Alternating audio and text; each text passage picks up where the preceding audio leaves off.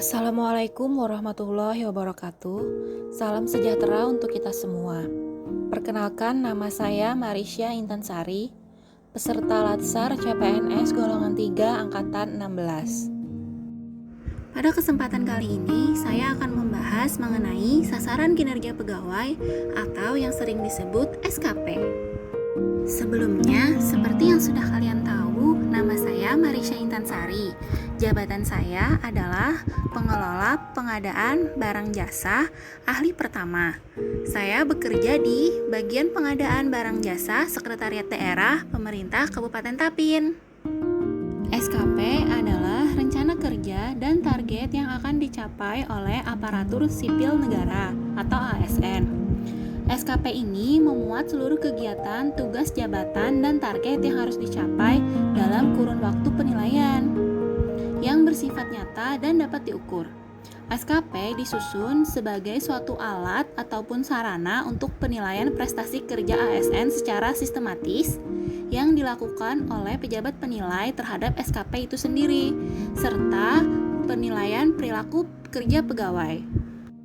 Mungkin ada yang belum tahu kalau pengelola pengadaan barang jasa itu merupakan jabatan fungsional yang tugas pokok dan fungsinya sudah diatur di dalam Peraturan Menteri Pendayagunaan Aparatur Negara dan Reformasi Birokrasi Nomor 29 Tahun 2020 tentang jabatan fungsional pengelola pengadaan barang jasa.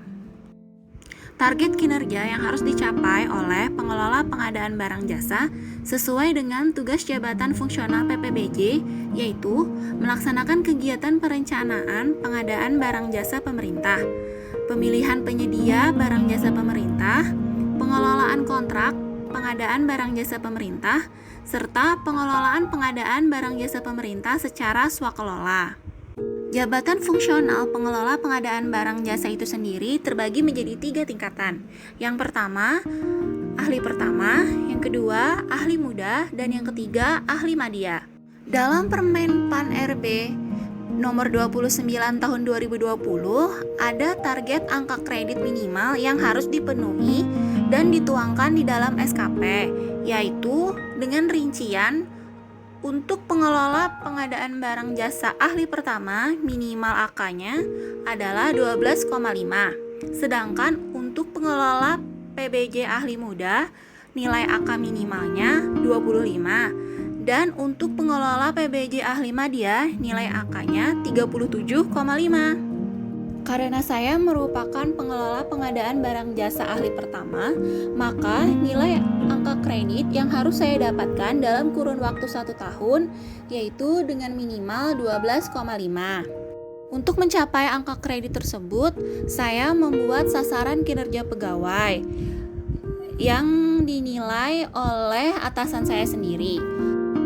Formulir SKP PNS terdiri dari identitas pejabat penilai, identitas pegawai negeri sipil yang dinilai, kemudian kegiatan tugas jabatan beserta target pelaksanaan, dan beserta tanda tangan dari pejabat penilai dan tanda tangan dari pegawai negeri sipil yang dinilai.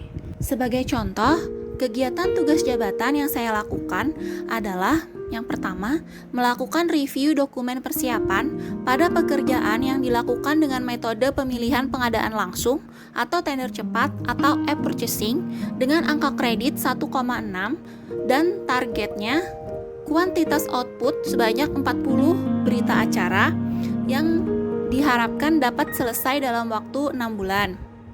Contoh kegiatan lainnya yaitu mengikuti kegiatan pengembangan kompetensi dengan pelatihan fungsional sesuai dengan jabatan saya sendiri dengan angka kredit 2 sebanyak 4 kali pelatihan dibuktikan dengan sertifikat ataupun laporan yang saya harapkan dapat dicapai dalam waktu 1 tahun.